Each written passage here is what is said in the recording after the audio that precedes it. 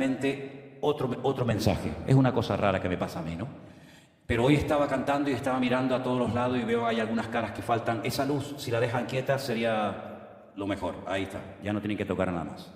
Estaba mirando para allá, que es donde se suele sentar Anderson, y no lo veo. Pero es que resulta que Anderson fue a Fuerteventura.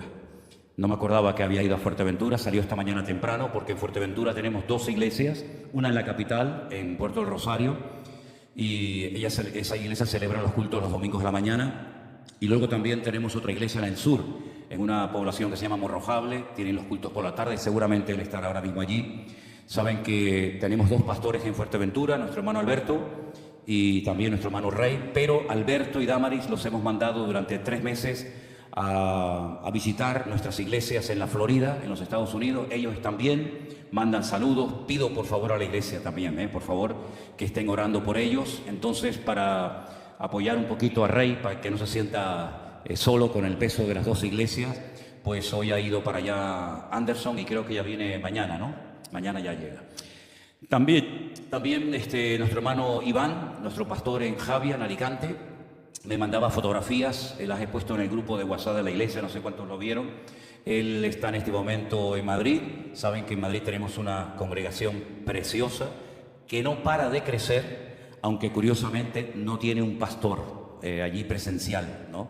Se reúnen, hasta ahora se han reunido 2 veces, 2 domingos al mes en el salón de un hotel que tenemos alquilado, pero ya ahora a partir del mes que viene se van a reunir todos los domingos, vaya o no vaya un pastor, todos los domingos se van a reunir en ese hotel en Madrid, ¿vale? Nosotros estaremos, Dios mediante, en abril, ahora os voy a hablar de eso, visitando esta iglesia y queremos ir como mínimo un par de fines de semanas, para estar también allí con nuestros hermanos. También les pido que por favor oren mucho por la obra de Madrid. Como se pueden comprobar, hay muchos motivos para orar, hay muchos motivos para estar ocupados en la obra, y quería comentarles que ya vamos a arrancar el primer martes de abril la escuela bíblica. La escuela bíblica vamos a hacer un curso intensivo de 3 meses.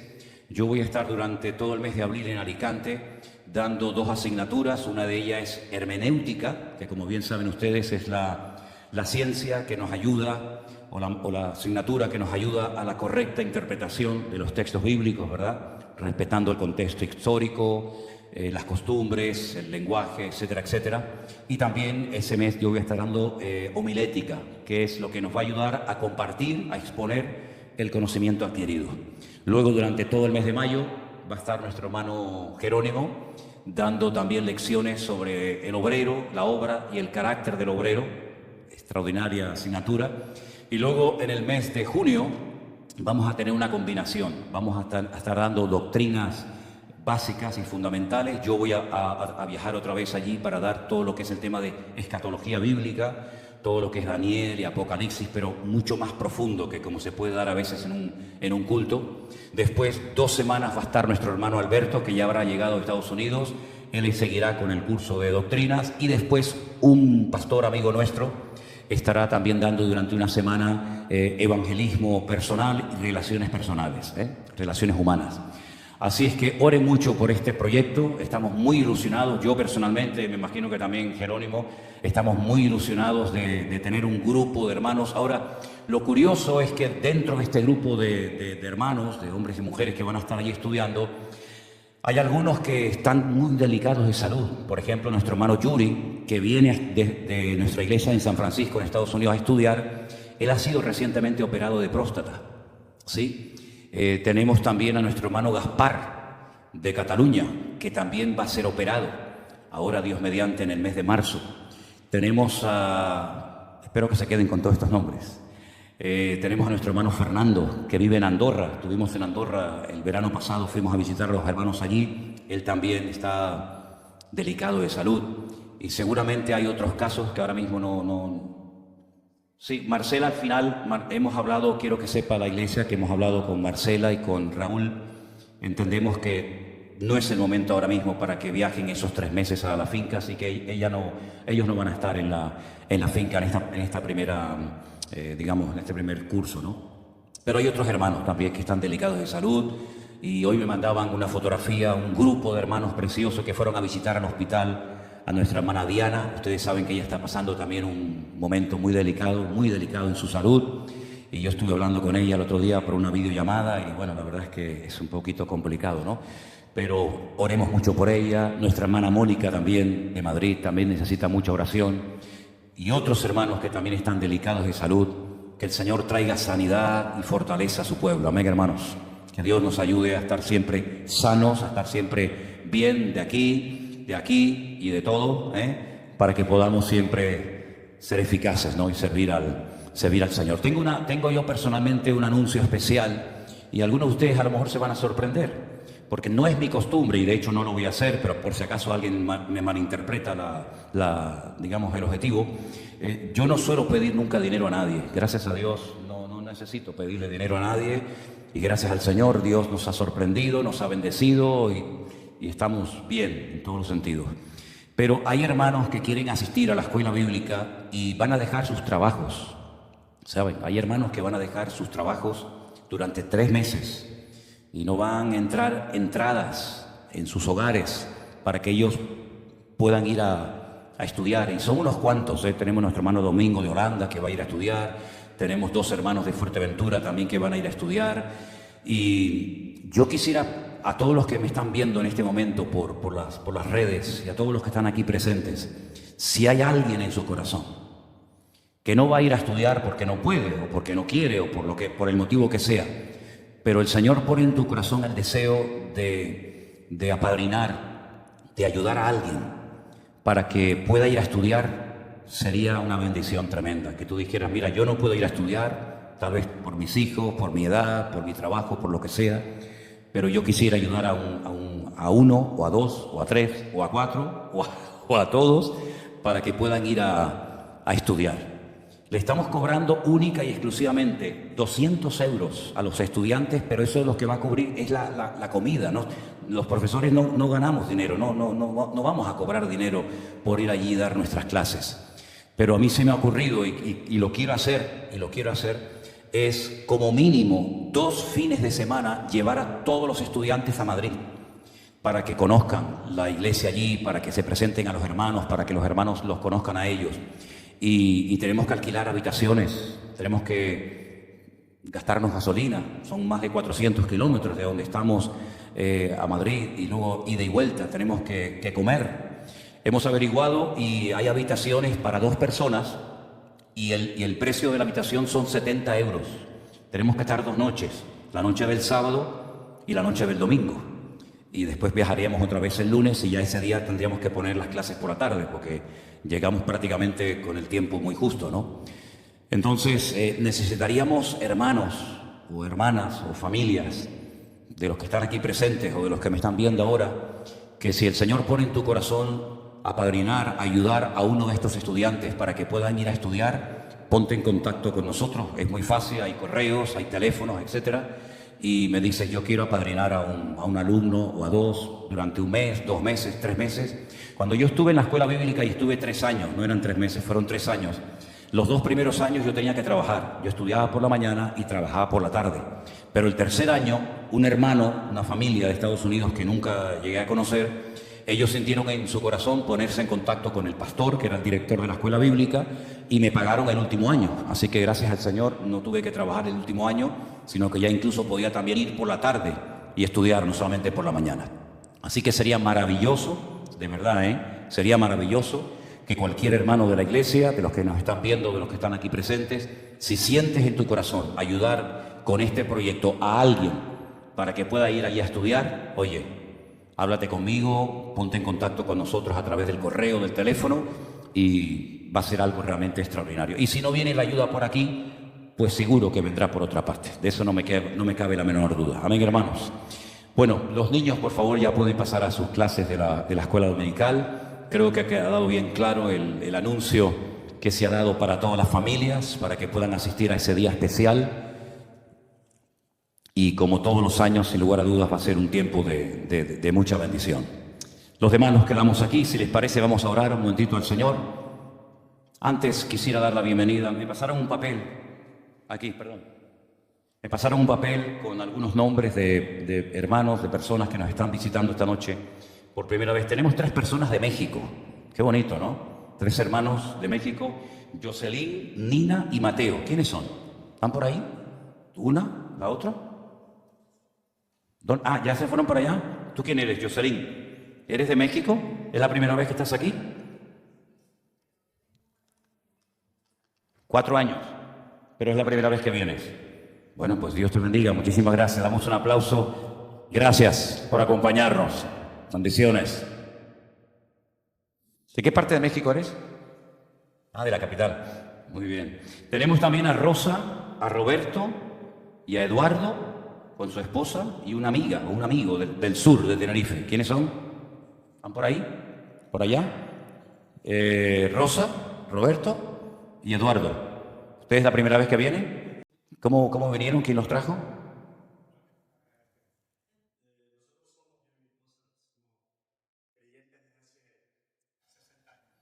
Qué bueno, qué bueno. Yo ya había nacido, ¿eh? Ya había nacido. Sí.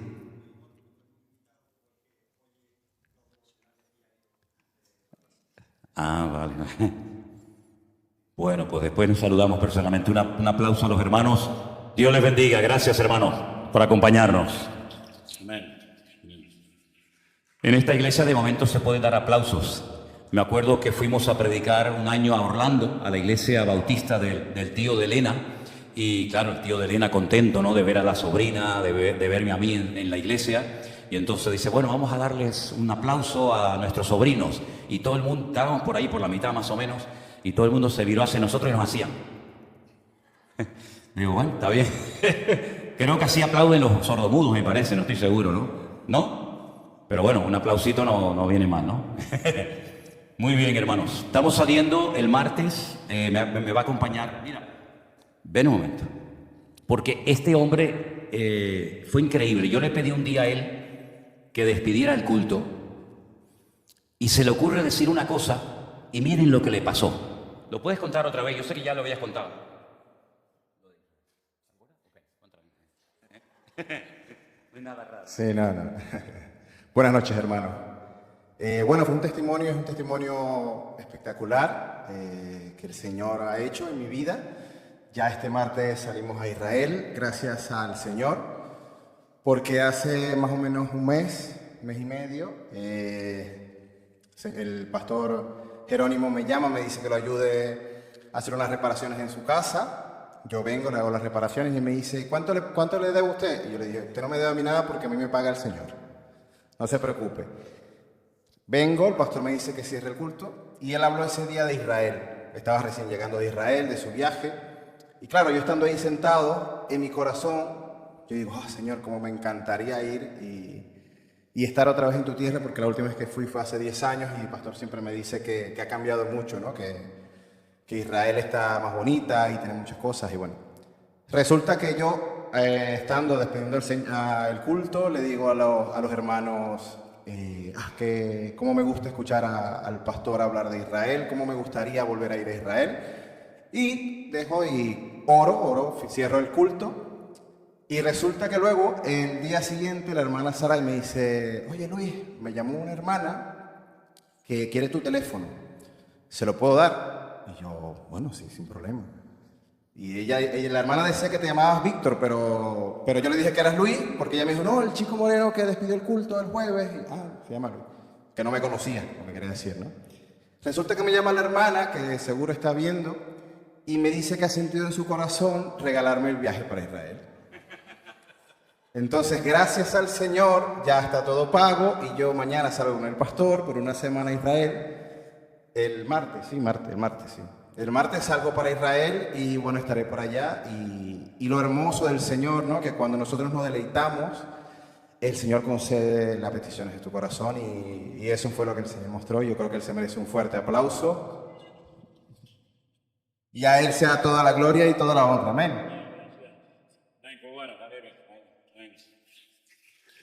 Ahora más de uno se va a ofrecer voluntario para despedir los cultos, ¿no?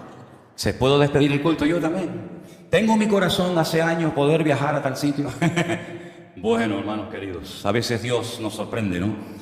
con este tipo de cosas. Gracias, Señor, por tu palabra que va a ser expuesta. Te pedimos que estemos atentos y con temor y temblor, y con mucho respeto hablamos de tu palabra, Señor, sabiendo que tú siempre hablas a través de ella. Gracias por todos los hermanos que nos están visitando en esta tarde. Gracias, Señor, porque sentimos tu presencia en este lugar, Señor. Tú eres fiel, donde siempre nos reunimos en tu nombre. Tú haces siempre acto de presencia, Señor, y te lo agradecemos. También oramos por todos los que están en sus hogares, probablemente algunos enfermos, nuestras iglesias también que están pendientes ahora mismo de recibir el mensaje. Padre, que tu bendición llegue a todos y a cada uno de nosotros y podamos deleitarnos y estar atentos para recibir la porción que tú tienes hoy preparada para nosotros. En el nombre de Jesús. Amén y amén. Yo el domingo pasado les recuerdo que empecé diciendo que si no fue el año pasado, no lo recuerdo sinceramente muy bien, o el anterior, un pastor amigo mío que es pastor en Israel, en la ciudad de Beersheba, la ciudad de los 7 pozos, como así se conoce, la ciudad donde vivía el patriarca Abraham, me invitó un día a predicar en su congregación. Y fui a predicar a la iglesia de Beersheba.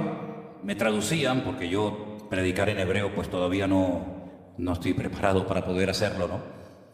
Y comencé diciéndole a los hermanos que tenía la sensación de que en ese país hay mucha gente que aparentemente presumen de saber mucho de la palabra de Dios, pero yo tenía la sensación en mi corazón de que del Dios de la palabra sabía muy poco o prácticamente nada.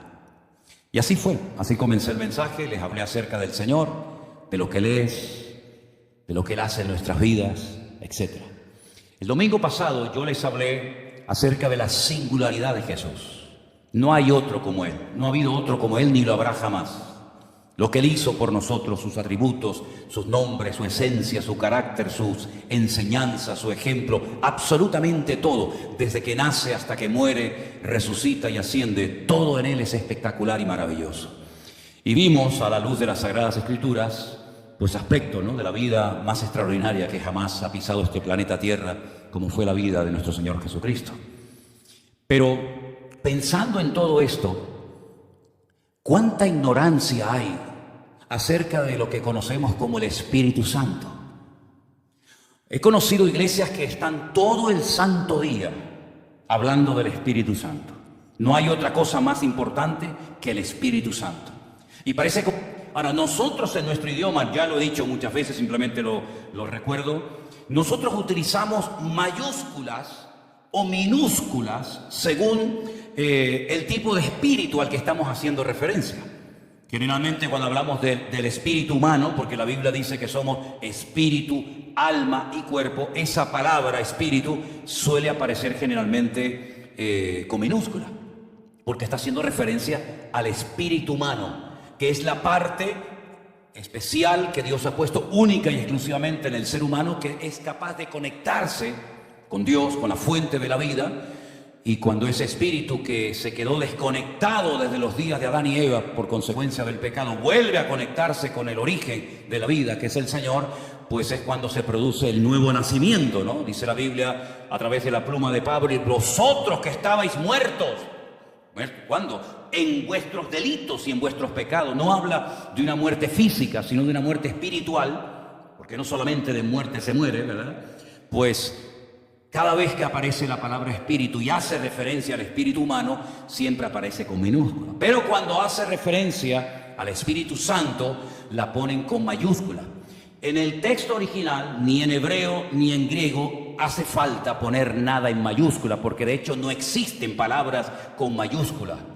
Yo el texto griego no lo conozco, pero el texto hebreo sí lo conozco muy bien, y os puedo asegurar de que la palabra Espíritu Santo no es necesario ponerle una letra mayúscula, primeramente porque no existe, y en segundo lugar porque hay una palabra específica para hablar del espíritu humano y una palabra específica para hablar del Espíritu Santo, y no hay género de duda cuando se habla de uno o se habla de otro.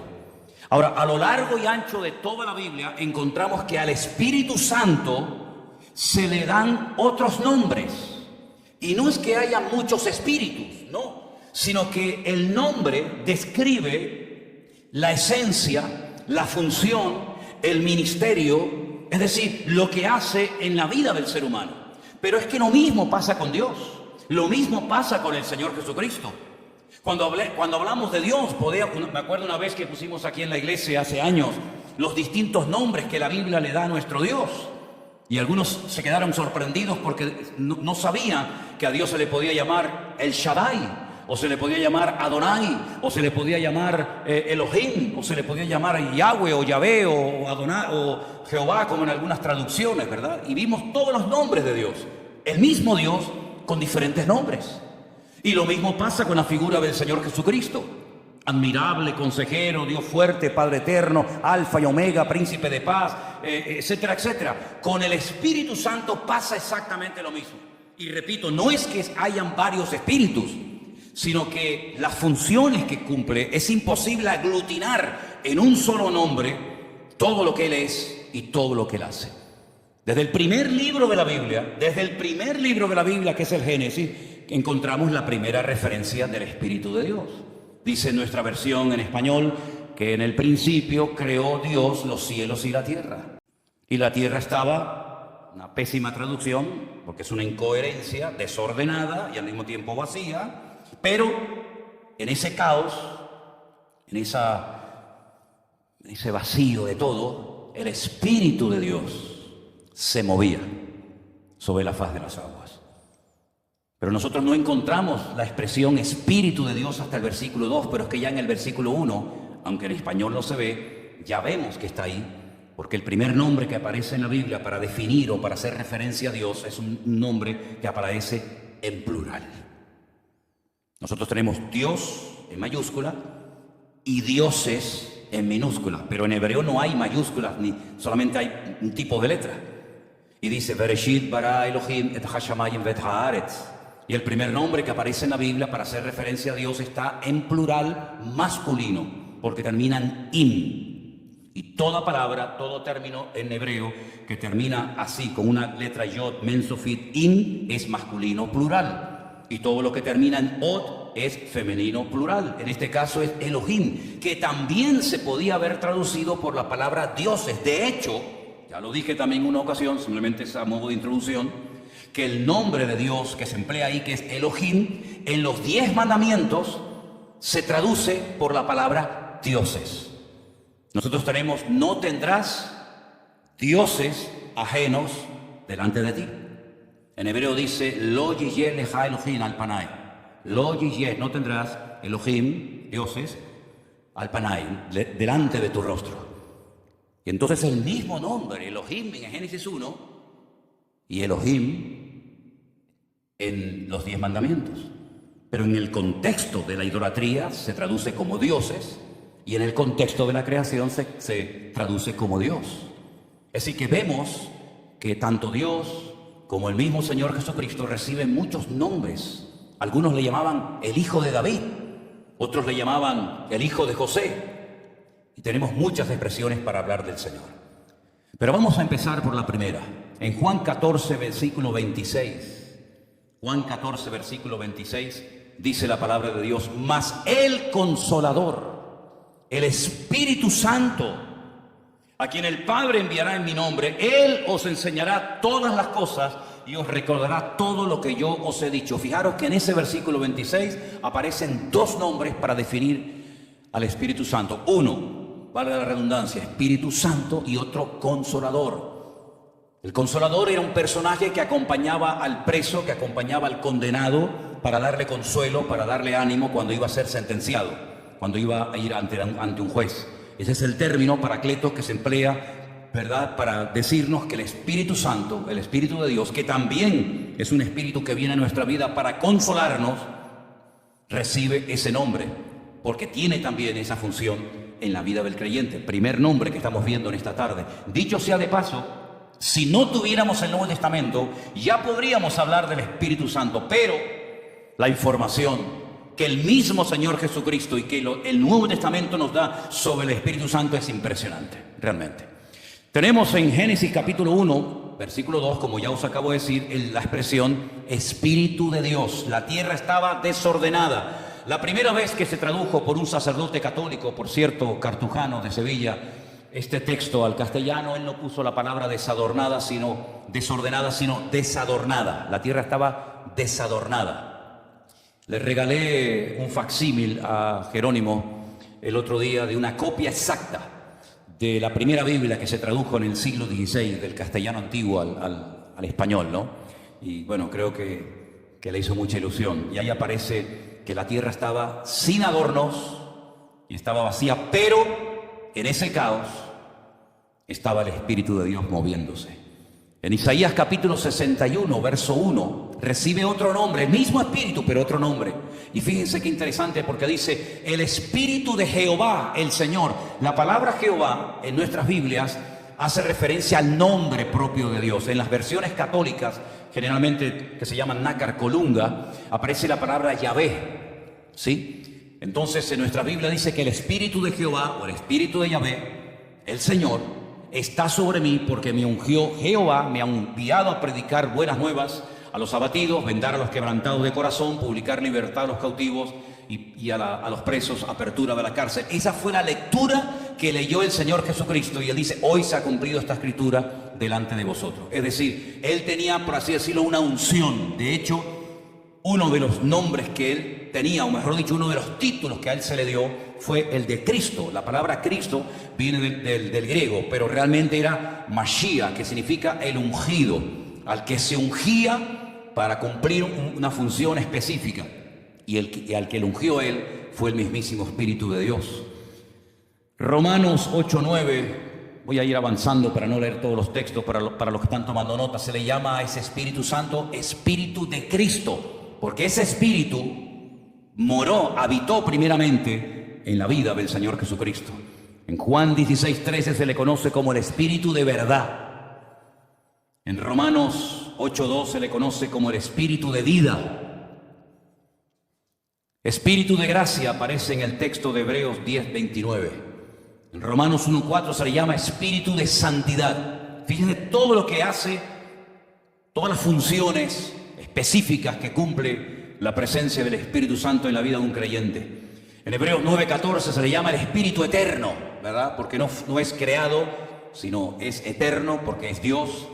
Espíritu de adopción, Romanos 8:15, y finalmente también hay otro nombre que se le da en Primera de Pedro, capítulo 4, verso 14, que es Espíritu de gloria. Cada uno de estos nombres nos llevarían semanas de estudiarlo, ¿eh?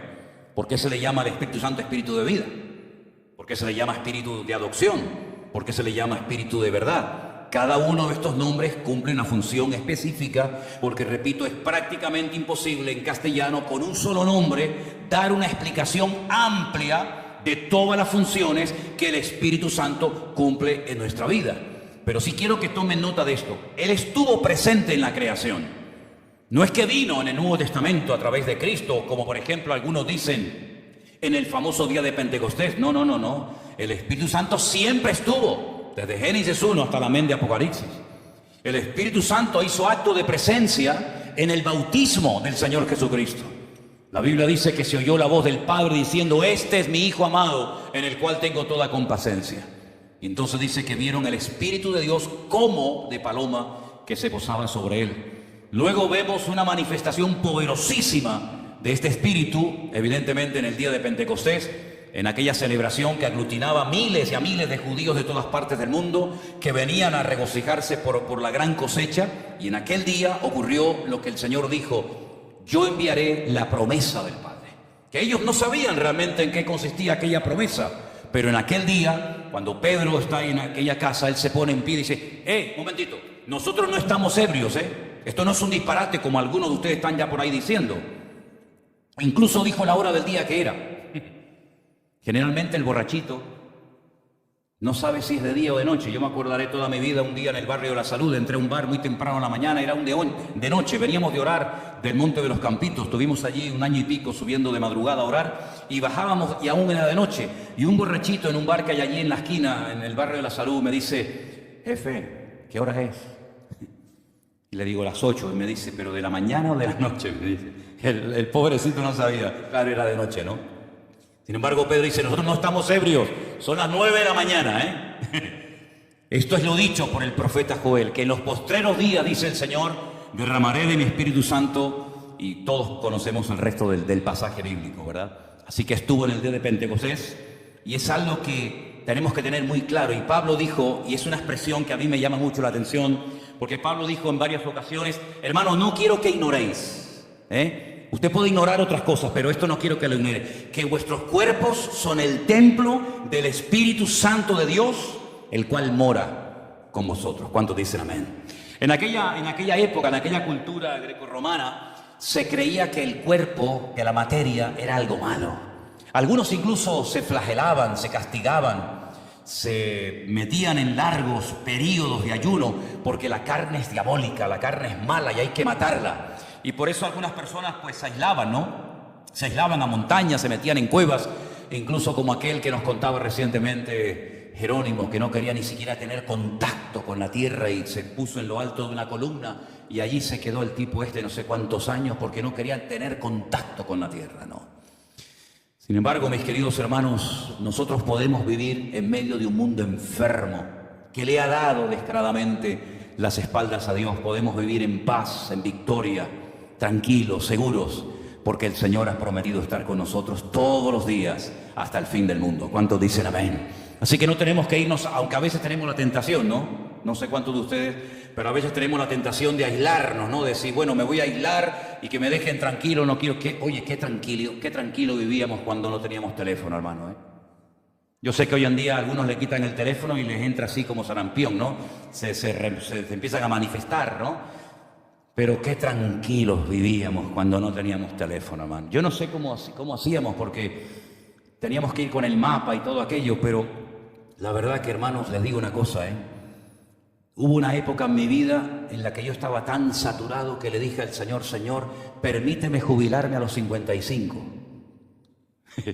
Y el Señor no me tomó la palabra. No me tomó la palabra. Ya han pasado unos cuantos años, Pero gracias al Señor que en medio de las presiones, en medio de los problemas, en medio de las críticas, en medio de cualquier cosa, nosotros podemos estar firmes y dormir tranquilos y vivir confiados, porque el Señor está con nosotros todos los días. ¿Cuántos dicen amén? Es algo realmente maravilloso. Vemos en la palabra de Dios que el Espíritu Santo, miren, consuela al creyente, le advierte de cosas que pueden suceder. Es interesante notar que, por ejemplo, vamos a ir a Juan capítulo 15. Leímos ya el versículo 16, pero dice: el Espíritu de verdad, verso 17, el cual el mundo no puede recibir porque no le ve ni le conoce, pero vosotros le conocéis porque mora en vosotros y estará con vosotros.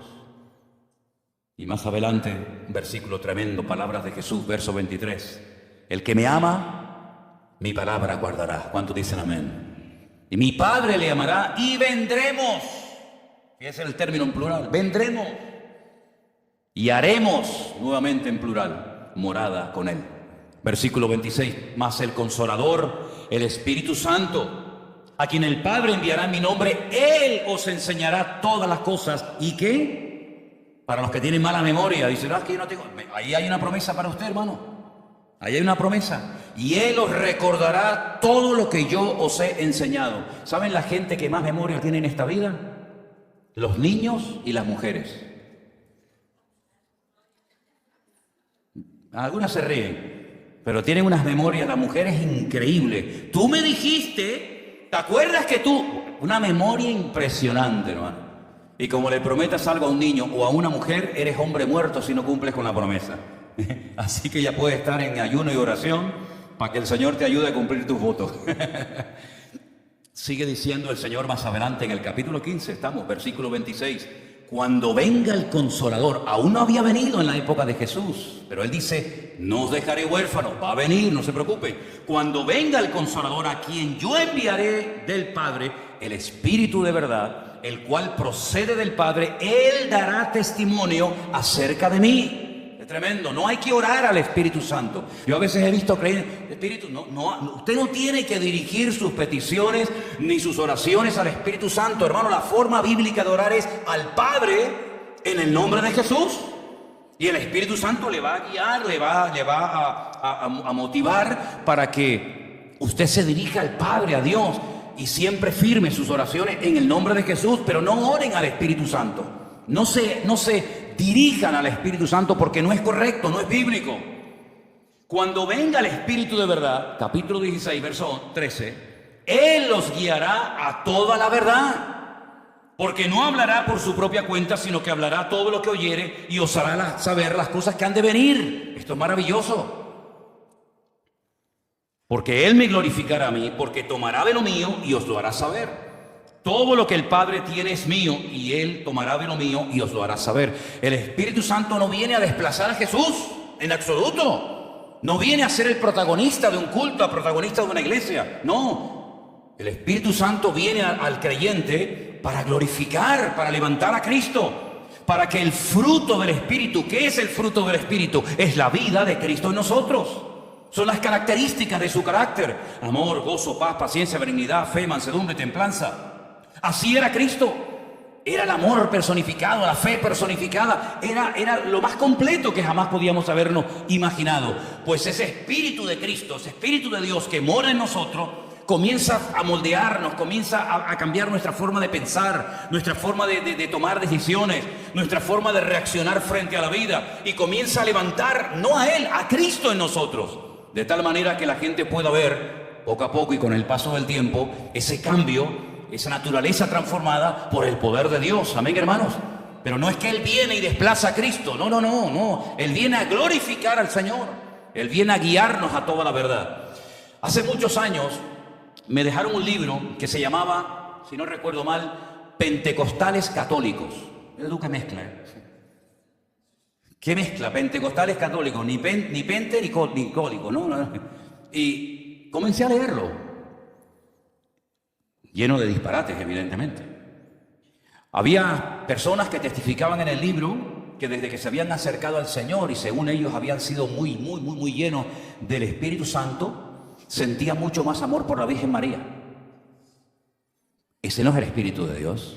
El Espíritu de Dios dice que os guiará a toda la verdad. ¿Cuántos dicen amén? No nos va a llevar a sensaciones raras. Imagínense que alguien apareciera por aquí, por la iglesia, y dijera: vengo con una revelación nueva. El Espíritu Santo me ha puesto en mi corazón que traiga una enseñanza nueva a la iglesia. Bueno, es que aquí ni entra. De la puerta de cristal para adentro no pasa. Eso se lo aseguro. Eso me pasó a mí en el barrio de la Salud hace muchos años, cuando vino un señor con otro y me dicen: hay un señor ahí que quiere hablar contigo. Entonces digo: bueno, pero dile que se espere un ratito que ahora voy y lo atiendo. Cuando me acerqué a él, le digo: hola, buenas tardes, ¿en qué puedo servir? Le dice: soy Jesucristo. Digo: bueno. Digo: mira que me caen tíos raros a mí, de verdad, Señor. Yo no sé lo que tengo, pero todos los raros me caen a mí, ¿eh? Y yo digo: bueno, yo soy Manolo Sierra, mucho gusto. ¿Qué quiere? No, porque... Y me empezó a decir una serie de disparates y lo cogí así por el hombro. Digo: mira, escúchame una cosa. 3 segundos te doy para que salgas de aquí. 3 segundos, ¿eh? Y le empecé a apretar. Y le dice al otro: ¿ves? De todos lados nos echan. ¿Cómo va a venir un tipo haciéndose pasar por Jesucristo para dar una enseñanza nueva a la iglesia? Un disparate, eso es una herejía. Es lo que dice la Biblia: y muchos vendrán en mi nombre y a muchos se engañarán, pero a nosotros no. No porque seamos más guapos que nadie, sino porque tenemos la base, que es la palabra de Dios, y lo que no entra por la palabra de Dios, aquí no entra, porque Él viene a traer verdad y no viene a traer mentira ni rollo raro al cuerpo de Cristo. ¿Cuántos dicen amén? Aleluya, gloria a Dios. Ahora los que vayan conmigo a Israel tienen que tener cuidado, ¿saben? Porque allí hay una cosa que se conoce con el nombre del síndrome de Jerusalén. Generalmente le suele dar a un tipo de mujeres, no voy a decir cuál, yo sé cuáles son. Pero hay un tipo de mujeres que a algunas les suele dar el síndrome de Jerusalén. Y me dijeron la última vez que estuve en Israel, ahora en noviembre, diciembre, que hay un hospital psiquiátrico lleno. Oye, a mí me gustaría visitar ese centro psiquiátrico, honestamente. De gente que le dio el síndrome de Jerusalén. Una noche estoy yo en la explanada del Muro de los Lamentos y veo venir a lo lejos un señor con una barba tan grande que la tenía que cargar así. Unos pelos, venía descalzo con una túnica estilo así Jesucristo de la época, y se me acerca, me hablaba español perfectamente y se me acercó. Digo: otro raro más, bendito sea Dios, otro más, pero ¿esto qué es? Y se me acerca y me dice: hola, buenas noches, soy el profeta Elías. Digo: vamos, Dejamos la historia ahí para no seguir. Oye, ¿se dan cuenta, hermanos, cómo en los últimos tiempos tenemos que estar con los ojos abiertos y dejarnos de superficialidad y dejar la ingenuidad aparcada afuera y darnos cuenta de que el enemigo lo que quiere es arrancarte de la verdad, meter verdades con medias mentiras? Cuando dice la palabra de Dios que Él es el camino, la verdad y la vida, y que el Espíritu Santo viene a glorificar a Cristo, a levantar en alto el nombre de Jesús, no a levantar al pastor. ¿Qué más quisiera yo pasar desapercibido? Los que me conocen de hace muchos años, a mí no me gustaban las fotos, no me gustaban las aglomeraciones, me gustaba andar a mi aire. Lamentablemente vemos hoy en día que en las iglesias a veces se levanta más la figura del pastor, del predicador, ahora de los apóstoles, etcétera, que del mismo Señor Jesucristo, mi hermano. Ustedes no tienen que venir nunca a una congregación a ver a un hombre. Una cosa es el cariño, el amor, el respeto, que el devocional, que esto, todo eso lo entiendo. Pero en definitiva, el protagonista, el invitado de honor aquí siempre será el Rey de Reyes y Señor de los Señores, mi hermano. A Él sea la gloria, ni más ni menos. Ni más ni menos. Aleluya. Por eso tenemos que estar atentos, porque aunque estemos aquí en las Islas Canarias, que parece que estamos aquí perdidos, que nadie sabe dónde estamos, el diablo sabe dónde estamos, El diablo sabe dónde estamos y de vez en cuando viene algún bicho raro. Pero no se preocupen, porque además en esta iglesia no hay uno ni dos, hay 3 pastores. Así que le damos a la entrada, a la salida, y mientras va por el camino también recibe. No se preocupen ustedes. Tu vara y tu callado me infunden aliento. Yo a Anderson y a Jerónimo, que son así chicos buenos, le doy el callado y yo me quedo con la vara. No se preocupe. El Espíritu Santo en la Biblia a veces se representa o se habla de él como una especie de símbolo, ¿no? Es como, por ejemplo, cuando Juan el Bautista dijo: he aquí el Cordero de Dios.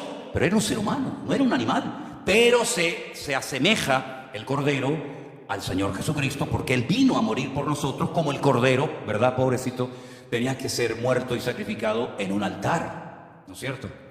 Y vemos que en la Biblia hay símbolos para representar cosas. Por ejemplo, la Biblia nos enseña muchas veces que la palabra de Dios es como un pan. No solo de pan vivirá el hombre, sino de toda palabra que sale de la boca de Dios, y un martillo, etcétera, etcétera. Y la palabra de Dios es como una espada que penetra hasta las coyunturas, etcétera, etcétera. El Espíritu Santo en la Biblia a veces emplea el símbolo del fuego para hablar del Espíritu de Dios. En el día de Pentecostés, en Hechos capítulo 2, dice que se aparecieron lenguas repartidas como de fuego que se asentaron sobre cada uno de ellos.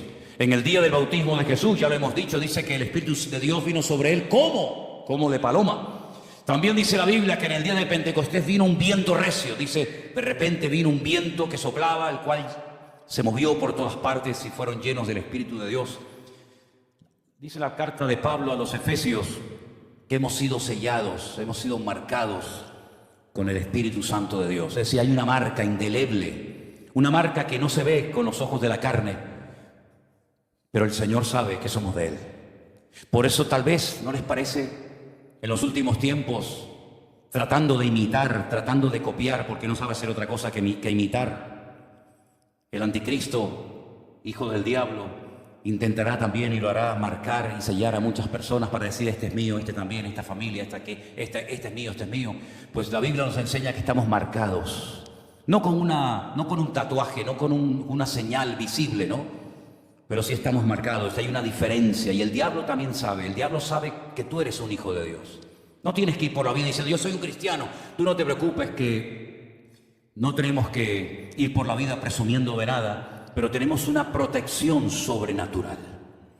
Es algo increíble. Cuántos santeros, cuántos brujos, cuántos astrólogos, magos y adivinos han venido incluso a hacernos daño, y ellos han reconocido que sus artes mágicas, sus sacrificios de animales que los hicieron, ¿se acuerdan la época aquella en los que vinieron aquellos santeros cubanos a nuestra iglesia del Puerto de la Cruz y alquilaron una de las casas de allí de la finca?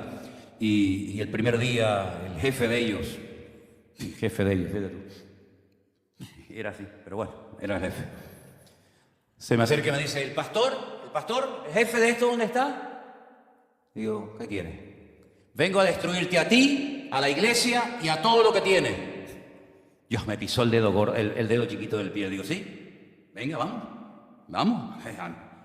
Y entramos en un pique allí tremendo. Mataron palomas, mataron todo, nos echaron de todo.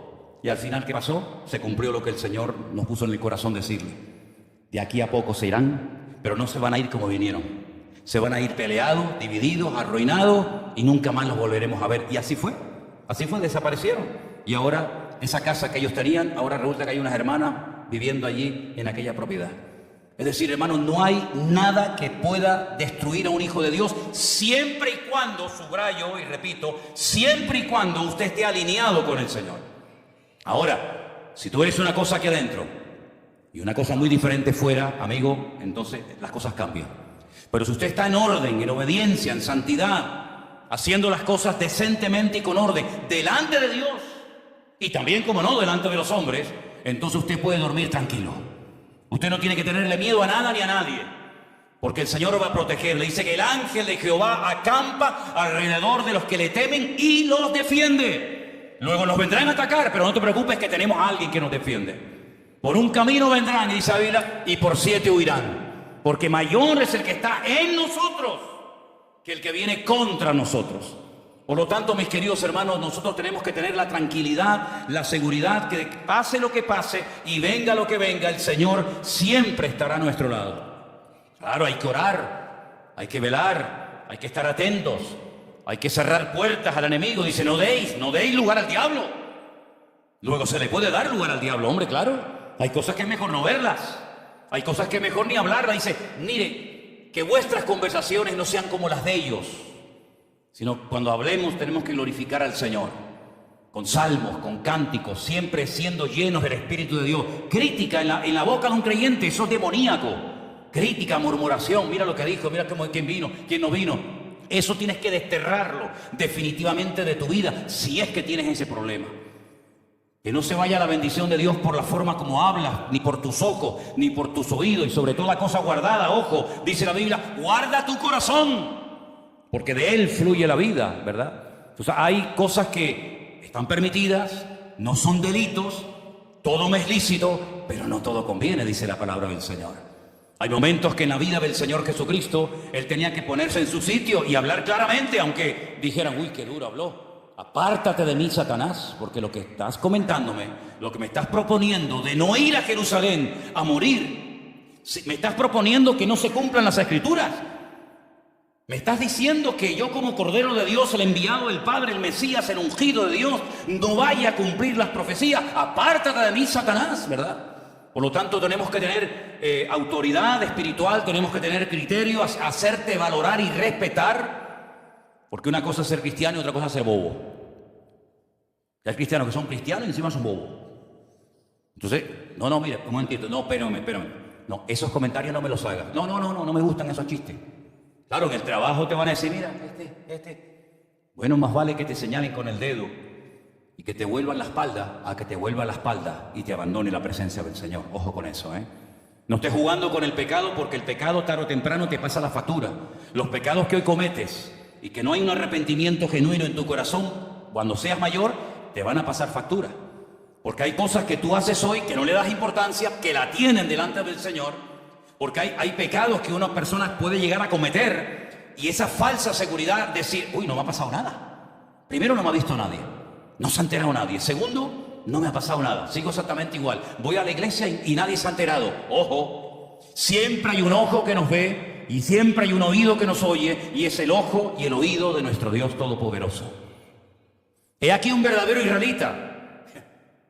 Pero si tú a mí no me has visto nunca, le dice el Señor que no te he visto nunca, si yo te vi a ti cuando estaba debajo de la higuera. Un día le voy a preguntar al Señor, si me permite, ¿qué es lo que estaba haciendo este tipo debajo de la higuera? Porque cuando le dijo, yo te vi debajo de la higuera, yo no sé lo que estaba haciendo, no empiecen a inventar cosas raras, ¿vale? Pero él dijo, ay, Señor, Dios mío, ¿qué estaría haciendo Natanael debajo de la...? Es como decir, ¿qué estás haciendo? Cuando mi madre y yo era pequeño me decía, ¿qué estás haciendo? Yo temblaba porque a mí me encantaba coger una caja, no está Adriel por ahí, ¿no? Que no vayan a oír. Las cajas de fósforo, yo abría una, encendía y las metía dentro, y cuando estaba ardiendo todo lo metía debajo del colchón. Entonces, que no me oiga nadie, ninguno chiquitito por ahí. Y cuando mi madre decía, Manolito, no me diga nadie Manolito, ¿eh? Manolito, ¿qué estás haciendo? Nada, mamá. Y aquello... Quemé belenes, quemé televisores, quemé radios, colchones, sábana, ropa. Quemé todo. Y si el Señor no me hubiera salvado, lo hubiera aprendido, hubiera sido un pirómano.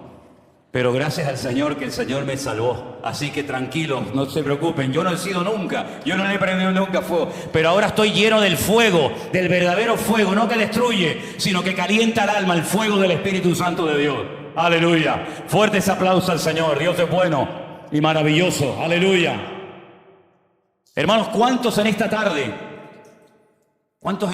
primero le dan gracias al Señor como creyentes de tener al Espíritu Santo en su corazón? A ver, levante su mano. Es un privilegio tremendo. Mire, yo me crié, y esto lo digo desde la seriedad, pero al mismo tiempo desde la tristeza.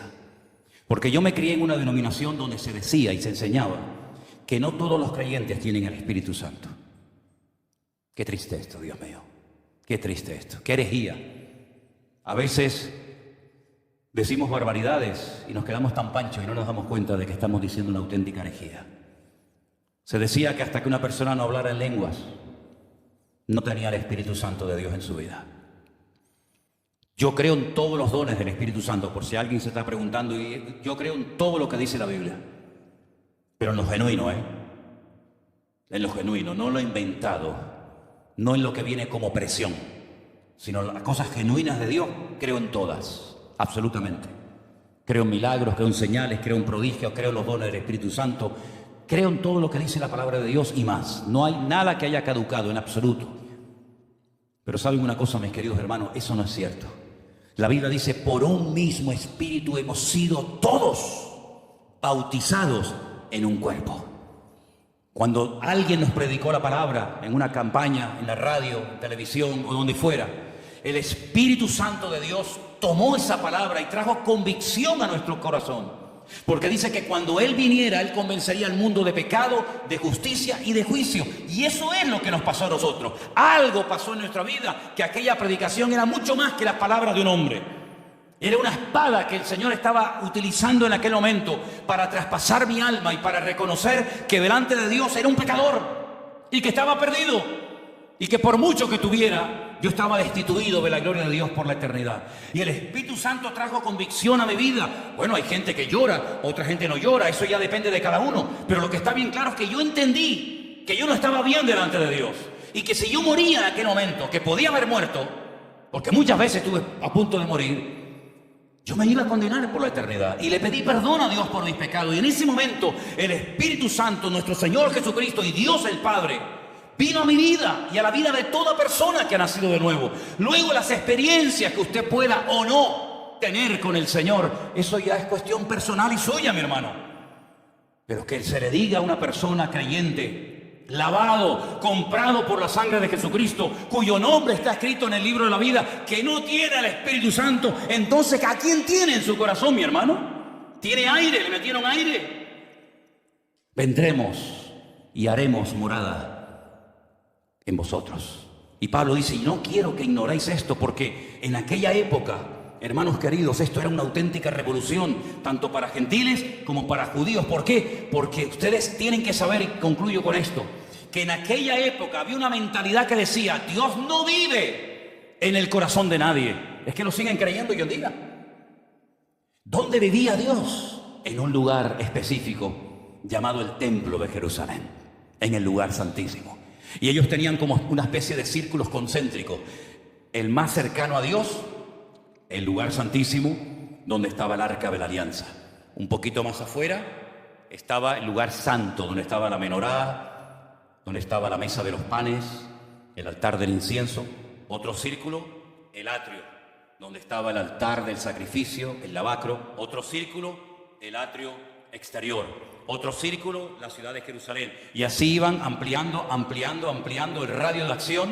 Y entonces cuando un profeta, fíjense la mentalidad como era, cuando un profeta de Dios, siervo de Dios, recibe un llamado para ir al extranjero a predicarle a gente que no son judíos la palabra de Dios, él dice, no, yo no quiero ir allí, porque si ellos oyen la palabra, se van a arrepentir de sus pecados y Dios los va a perdonar. Y yo no quiero que ellos se arrepientan para que Dios los perdone. Qué predicador más raro tú. Qué predicador más raro. Y entonces dice que él huía de la presencia de Dios. Pero ¿cómo vas a huir de la presencia de Dios si tú has leído un salmo que Jonás se lo tenía que saber de memoria, que dice: ¿dónde huiré de tu presencia? ¿Dónde me escondo de Dios? Adán ya lo intentó y Dios sabía dónde estaba. Pero él pensaba que cuanto más lejos se fuera de Jerusalén, y si venía rumbo a España como estaba Tarsis en aquella época aquí, ya Dios no estaba. Pero esa mentalidad ya no va más, hermanos. El Señor está en todas partes y en todos y cada uno de nosotros. Lo cual significa de que si algún día alguno de nosotros cae preso y no nos volviéramos a ver nunca más en ese lugar de tortura o de prisión, no estás solo. El Señor está contigo. Porque el Espíritu de Dios nadie te lo puede quitar ni a palos de dentro de tu corazón. Y eso nos tiene que dar una tranquilidad y una satisfacción de decir: Señor, yo nunca estaré solo. Porque tú has prometido estar conmigo todos los días hasta el fin del mundo. Y Pablo lloraba y escribía y predicaba diciendo: no quiero que ignoréis, compartan, enseñen, instruyan a los creyentes. Y si alguien no se sujeta a esta doctrina, el tal no es de Dios. Porque todo creyente tiene el Espíritu de Dios en su corazón, mi hermano. Y por eso cuando tú vas a pecar o has pecado, te sientes mal. ¿Por qué? Porque hay una alarma, hay una voz interior que te dice: no, eso no está bien. No hay nadie, no te está observando nadie, pero ya no pecas a gusto, ¿verdad? Porque sabes que hay algo, alguien que mora en tu corazón que te dice: eso no está bien. Así que, mis queridos hermanos, démosle gracias al Señor por este privilegio tan grande de poder ser templos del Espíritu Santo de Dios. No hay templo en Jerusalén, por eso lloran. Por eso cada vez que hay una boda, ayer tuvimos una, no hicimos ese ritual, ¿verdad? Pero en todas las bodas de Israel, en todas las bodas judías del mundo, siempre se pone en un trapo, una copa, un vaso, y se rompe para recordar el dolor de la destrucción del templo de Jerusalén. Pero es que nosotros ya no dependemos de un templo físico, porque ahora la casa de Dios es aquí en mi corazón. ¿Cuántos dicen amén? Cierra tus ojos en esta noche, aleluya, ahí donde estás. Y dale gracias al Señor, aleluya. Bendito sea tu nombre, mi Dios. Qué bueno, qué bendición tan grande saber que el Señor está conmigo, aleluya. A donde quiera que vayamos, el Señor está a nuestro lado.